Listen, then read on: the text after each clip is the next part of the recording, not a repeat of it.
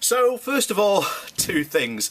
Probably by now, Boris has become Prime Minister, but as I already said at the beginning of this week, I Johnsoned myself out last week, and I have no intention of covering, because I unfortunately suspect we will probably be talking about Johnson for quite a few weeks to come. If hopefully, maybe mercifully shorter than that, but you never know in politics, and a week can be a long time, as many people know.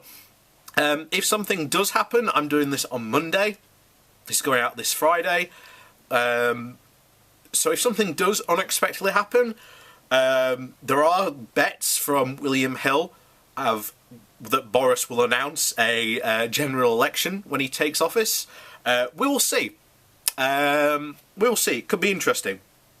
But today we're going to the Byline Times, a very good independent source of news. Also, you may have noticed in the background, my orcs have now been replaced by Abaddon, who will probably be there until I get the Korvax cultists. But that's nothing to do with it. I know that some people do pay attention to what I've got on my shelf behind me. So that's just for them. Anyway, yeah, to the Byline Times. Very good. Go see them out. I'll leave a link to the article down below. But they've been heavily following the Brexit Party, more so than other newspapers, and as a result they've got a lot of very interesting stories about the Brexit Party, which I will certainly be paying attention to, but this one caught my eye today, and it's "We've been misled. Brexit Party MP hopefuls left out in the cold." In recent weeks, the Byline Times has been following the Brexit Party's apprentice-like search for parliamentary talent.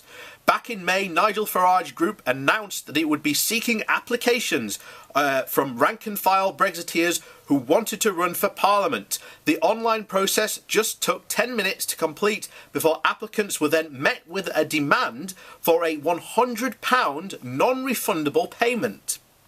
By June, the party was claiming that 3,000 people had signed up and that 200 wannabe MPs were already being vetted. Earlier this month, Nigel Farage paraded his first 100 candidates at the NEC in Birmingham, but of the small number infallible,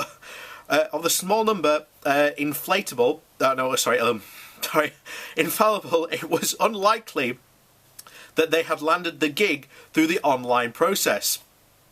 All those present were chums, associates and business acquaintances of people already in the party. Around this time, the Brexit Party began holding further interviews for future potential candidates in an anonymous London office block in London.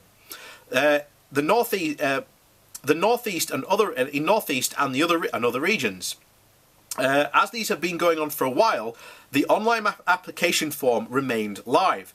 I approached the Brexit Party for comment and was told that the process continues, which begs the question, how many candidates do they need? How much more money has all this generated? And how thorough has the process been? And why is the link still live? With 100 people already selected, thousands of individuals have been left chasing the just 550 places, and that's assuming that these rank-and-file supporters are the only candidates. They're not. We know of at least one person who has been offered a potential seat because he once, quote, went bass fishing with Nigel, and others who are prospective parliamentary candidates because they are mates with the Brexit Party MEP Claire Fox and her friends in the Spiked network. One insider estimates that the number of applicants is now in excess of 3,500. That's a lot of people, and a hefty £350,000 in the bank. I believe we charge less than other parties, an MEP told me when I raised concerns. And yes, the Labour Party and Conservatives ask potential MPs to cough up sums of £40 and £400 respectively, but none of them does so on the back of an unsystematic online applications from random people. If you want to be a PCC, that's a potential member of a potential parliamentary candidate, for any of the big three, then there is a rigorous selection process to go through before any money actually changes hands. It seemed inevitable that sooner or later some of those who had given the party £100 would speak out. This week that happened, and I was approached by a number of individuals who had gone through the process. Not all of them were upset at Farage or the Brexit Party, or the fact that they have failed to make the grade. Some have simply changed their minds. Steve in Scotland told me that he voluntarily dropped out after realising that the canvassing would be time consuming and that there'd be no income generated in for months if enlisted. Steve is an ordinary guy drawn to the Brexit Party because he felt alienated by mainstream politics. But another activist, Martin, confirmed that he had attended an interview but was subsequently told that he had not been selected due to, quote, due to very high levels of interest from many excellent candidates, especially in my area.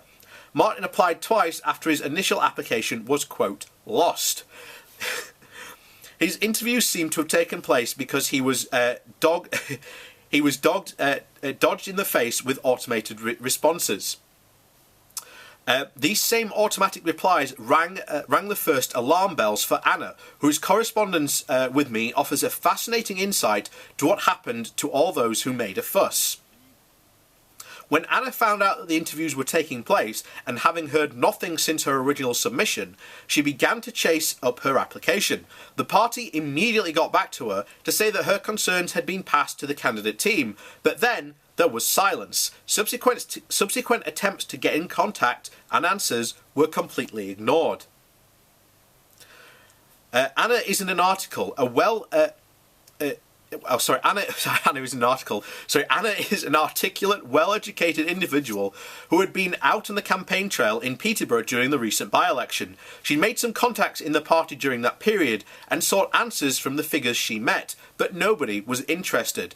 Anna claims to have checked her statutory credit report to see if background checks were made on her as part of the vetting process, but it turned up blank. I sincerely doubt whether my application received more than a cursory glance, she told me.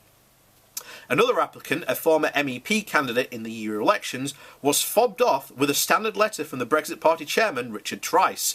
This individual wondered whether the letter had come off the back of the Byline Times digging into the story. In their view, the saddest thing is that the Brexit Party appears to not seriously recruit locals who desire to represent their hometowns. Hardly the party of the people. And remember, this is a main complaint by a lot of the Brexit Party supporters, that it's the elites that stand for these positions. Yet when the Brexit Party, shall we say, puts up its foot to the standards to take a swing to show that they are, quote, different from the mainstream parties, they just fail completely and strike out every single time. Anna was even more demanding. Quote, I hope that my fellow rejectees who believe that they've been misled will use all the energy and passion and intellect to expose the elitism and cronyism at the heart of Nigel's organisation. This party is owned lock, stock and barrel by Nigel Farage. You can't vote him out of power.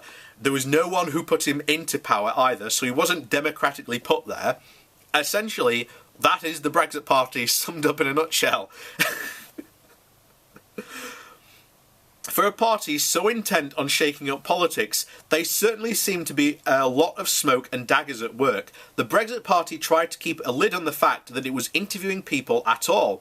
No signs were put up on the sites they hired, and those attending interviews were told to keep quiet. Getting answers or responses to basic questions is an uphill struggle. So why the secrecy? When Anna alerted a well-known figure within the party to my articles in the Byline Times, she finally received a response. My pieces were, quote, ill-informed gossip and speculation, and it was best to ignore them, she was told. Of course, I'm sure the party would rather Anna believed that, but having read my words, she says that they made a lot more sense, in light of her experiences. She's not alone either. In the last few days, a steady band of disaffected Brexit Party disenfranchised or disaffected, Brexit Party supporters have been making contact with me. There will be no doubt more to come. Meanwhile, the link to apply to become a Brexit Party MP remains live. Let's see how long that lasts. And once again, you have more, shall we say, interesting things coming from the Brexit Party. The party of the, quote, people, and yet is doing anything but seem to support the people. But were you surprised? No.